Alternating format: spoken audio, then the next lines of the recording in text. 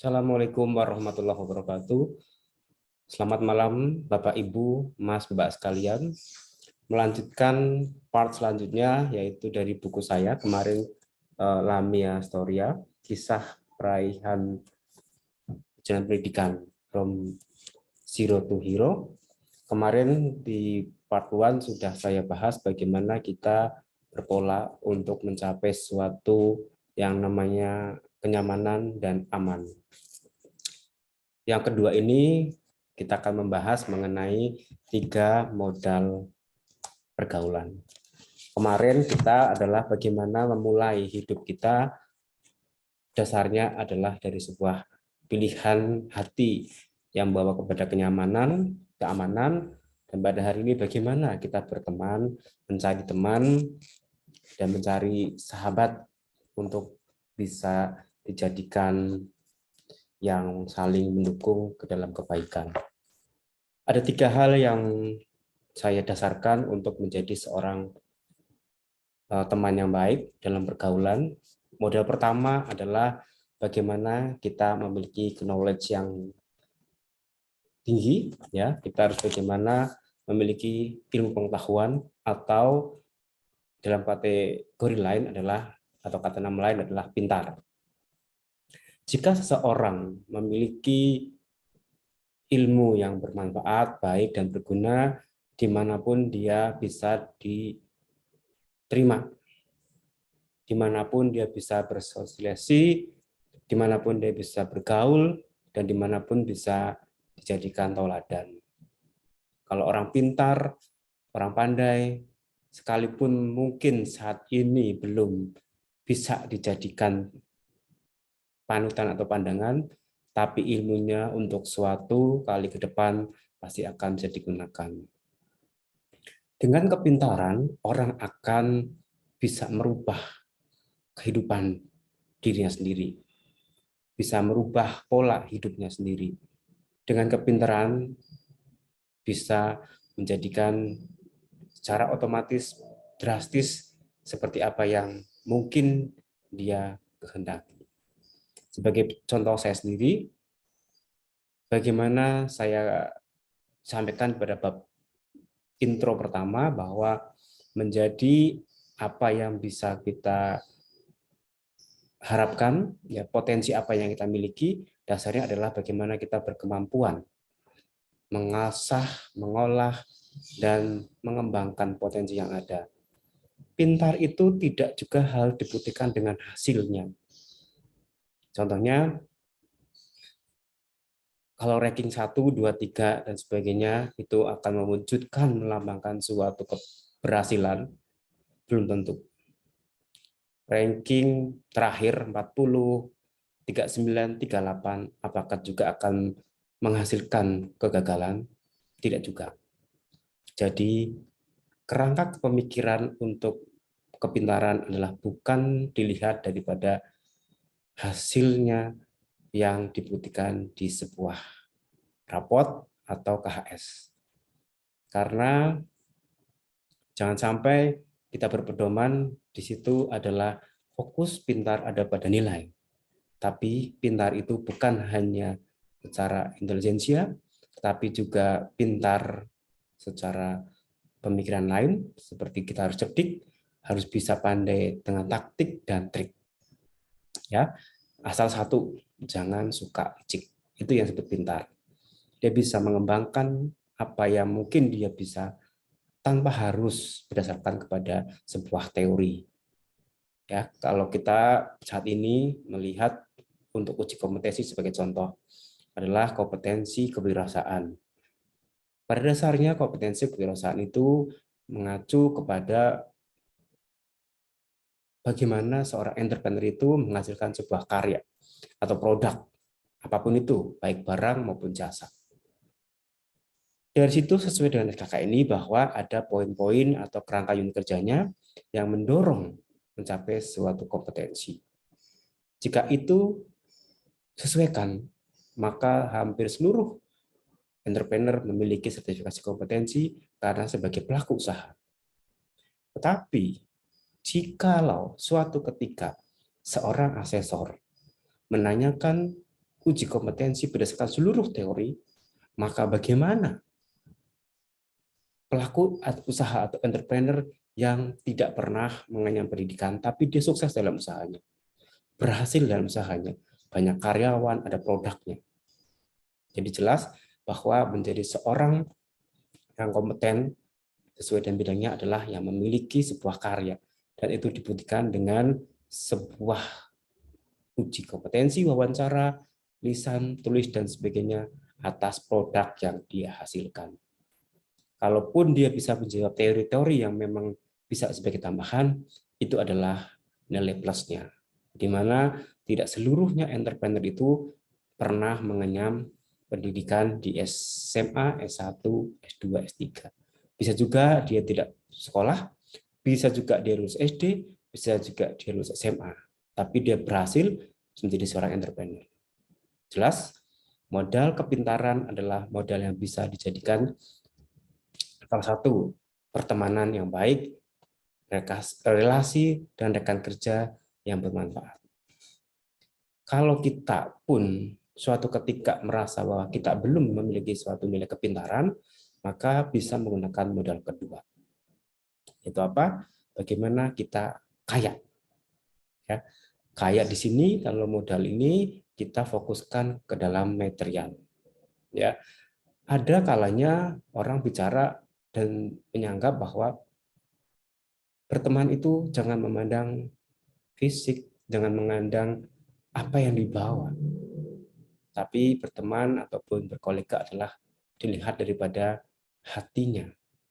Oke, kita realistis aja bahwa hidup itu memang dasarnya adalah secara umum orang melihat apa yang dia bawa, apa yang dia punya, apa yang ada dalam tubuh atau dirinya. Secara logika betul bahwa berpenampilan performa menunjukkan tingkat bagaimana dia dapat bersosialisasi. Penampilan menunjukkan bagaimana dia bisa menjadi kolaborasi. Mungkin ada satu dua orang yang biasa-biasa saja, tapi juga memiliki kelebihan. Contohnya ada orang yang kaya raya, tapi dia low profile dan sebagainya. Itu juga ada. Tapi pada dasarnya dia pun ada kelebihannya apa? Yaitu kelebihan material yang tidak diungkapkan atau tidak diwujudkan dalam perilaku sehari-hari. Ya, jadi kaya menjadi modal kedua. Orang yang kaya secara material dimanapun akan dipandang. Ya, ini secara logika aja, realistis aja bahwa orang kaya ada buktinya. Jadi kalau kita meminta bantuan, meminta sponsorship, biasanya yang ditujukan pertama adalah kepada orang kaya. Orang kaya belum tentu mampu bersumbang dan mau bersumbang. Ya, jadi kita lihat bagaimana kategori kaya adalah memiliki apa yang kita inginkan. Ya, kalaupun suatu ketika kekayaan itu kadang dipandang bahwa kekayaan itu tidak menjadikan kita masuk surga dalam kebaikan dan sebagainya, tetapi kekayaan itu adalah jalan untuk mencapai kebaikan. Sebagai contoh, banyak orang-orang biasa yang juga ingin melakukan kebaikan agak berpikir untuk bagaimana keuangan saya ke depan, bagaimana untuk menafkahi keluarga dan sebagainya. Makanya akan berpikir untuk tidak banyak membantu. Tetapi kalau orang kaya diberi kelebihan atas harta dan sebagainya, dia secara royal membantu, memberikan bantu kepada yang membutuhkan. Itu juga poin plus. Kadang dalam suatu lingkungan saja, apalagi sekarang banyak sekali media sosial dan sosialita dan sebagainya juga melihat bahwa yang dipamerkan, yang ditonjolkan adalah apa yang dia pakai, apa yang dia gunakan, dalam arti secara fisik mungkin ada yang bicara bajunya merek apa, tasnya merek apa, atau kadang mobilnya merek apa. Ya, ada juga yang sekarang melihat bahwa apa namanya, kalau mau berteman dengan saya harus menggunakan kartu debit yang berwarna hitam, ya dan sebagainya.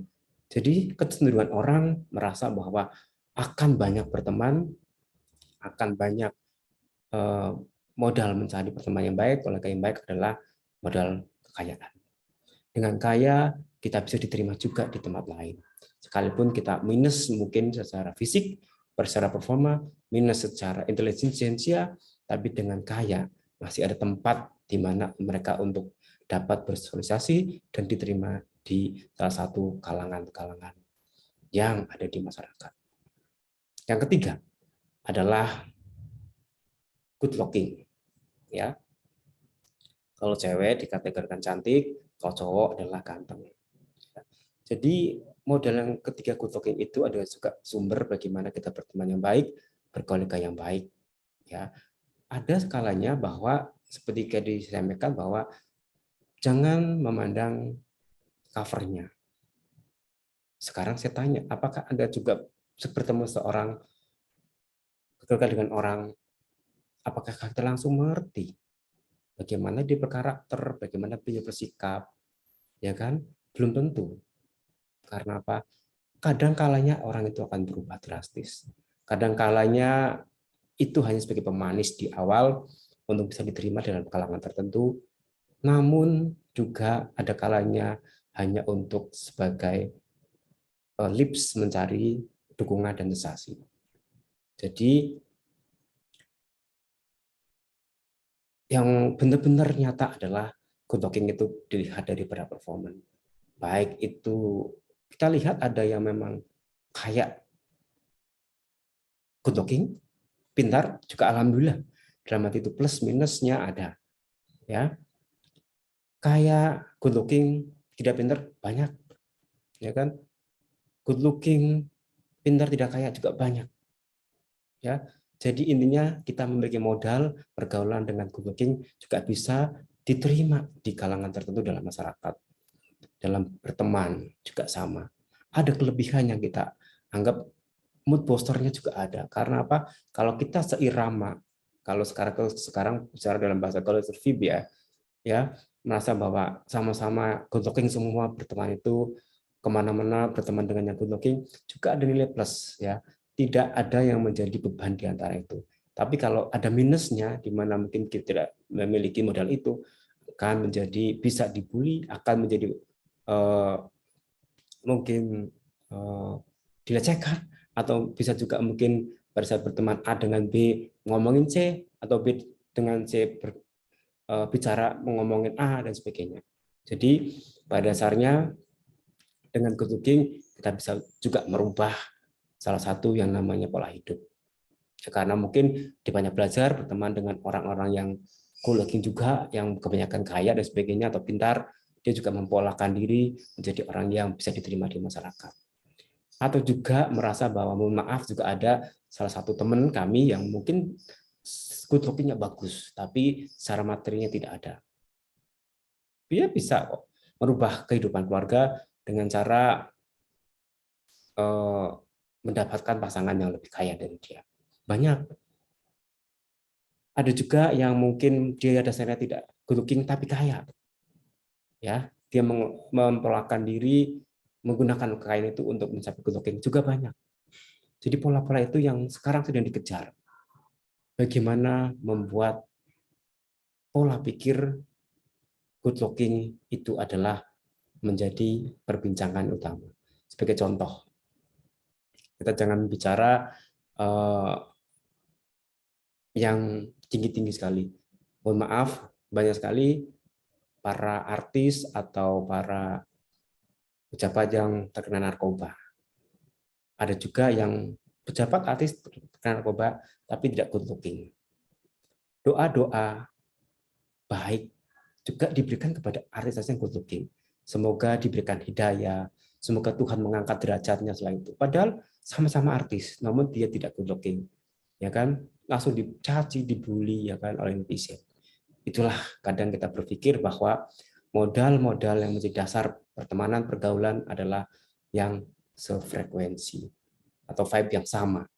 Kalau mau benar-benar ada tambahannya adalah benar-benar memilih yang good looking, yang kaya, yang pintar, dan yang baik hati pula juga ada. Ataupun kalaupun tidak good looking tapi baik hati juga ada, walaupun tidak kaya, tidak pintar. Atau kaya tapi baik hati, walaupun tidak good looking, tidak pintar. Atau yang pintar tapi baik hati, walaupun dia tidak good looking dan tidak pintar. Jadi ada perpaduan yang menyatu bagaimana kita menciptakan sebuah pola pertemanan yang baik, yang sesuai kita dengan seirama. Yang penting pada dasarnya, seperti saya sampaikan, pola pertemanan adalah penuh kenyamanan, aman, jangan sesekali menjadi beban. Temanya itu. Pertemanan yang baik adalah yang nyaman, aman, jangan menjadi beban siapapun. Modalnya apa? Tadi kita harus bisa minimal memiliki kekayaan, kepintaran dalam berbagai hal, dan performa yang good looking.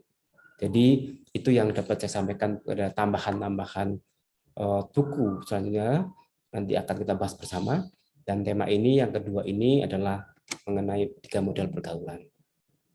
Mohon maaf, saya tidak bermaksud untuk menjustifikasi merendahkan yang tidak memiliki 3 model itu. Tidak, semua adalah sama, berteman yang baik dan continue dan saling satu lainnya. Namun alangkah baiknya mencari model yang baik dan pertemanan dan pergaulan adalah yang memiliki 3 hal tersebut. Minimal salah satu, ataupun kalau minimal ada 2 atau 3 atau 4 atau selanjutnya. Yang penting memiliki sefrekuensi, seirama agar tidak menjadi beban dalam pertemanan dan pergaulan. Terima kasih. Selamat untuk bagaimana kita merubah pola pikir, pola hidup agar kita bisa diterima dalam pergaulan yang semakin luas, yang semakin banyak tantangan dan semakin banyak sekali pertimbangan-pertimbangan. Ya, banyak sekali orang sekarang akan banyak mengkritisi bagaimana kita cara berpola dan sebagainya. Oleh karena itu, 3 hal itu silakan gunakan baik-baiknya untuk bisa menjadi dasar pola bagaimana berteman yang baik, pergaulan yang baik, agar jangan sampai kita terjerumus ke dalam hal-hal yang kurang baik. Terima kasih. Selamat malam. Assalamualaikum warahmatullahi wabarakatuh.